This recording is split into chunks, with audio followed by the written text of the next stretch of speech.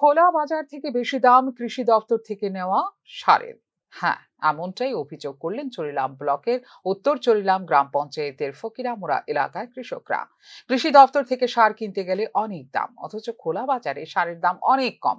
তাহলে সরকার কিভাবে সাহায্য করছে কৃষকদের? এই প্রশ্নই ফকিরামুড়া এলাকার কৃষকদের। সরকার রেশনে ভর্তুকির মাধ্যমে বিভিন্ন সামগ্রী দিচ্ছে, যার ফলে মানুষ খোলা বাজারে না গিয়ে রেশনে যাচ্ছে। আর কৃষি ও কৃষি কল্যাণ দপ্তরে বইছে উল্টো স্রোত।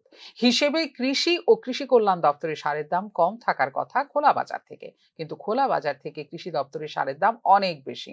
যেমন সুপার ফসফেট সার কৃষি দপ্তর থেকে কিনতে গেলে বস্তা পিছু দিতে হয় ৬৫০ টাকা, আর খোলা বাজার থেকে কিনলে তা পাওয়া যায় ৬২০ অথবা ৩০ টাকায়। তাহলে কৃষকরা কেন যাবে কৃষি দপ্তরে? সংবাদ মাধ্যমের সামনে এই প্রশ্নই ছড়ে দিলেন এলাকার কৃষকরা। ৬৫০ টাকা লাগে, আর খোলা মার্কেটে আনলে ৬২০ টাকা, ৩০ টাকা বেশি। তো সরকার আমরা কি সাবসিডি দিল? তাহলে অফিসে মানে গিয়া তুলে কৃষকরা কোনো লাভ নাই। লাভ নাই। খোলা মার্কেট ৩০ টাকা বেশি লাগতেছে। খোলা মার্কেট ৬২০ টাকা হইলে আমি খোলা মার্কেটে বাজারতে পাইতে আছি। খোলা মার্কেটে লাগে ৬৫০ টাকা। আরো ভালো সার পাইতে আছে খোলা মার্কেটে।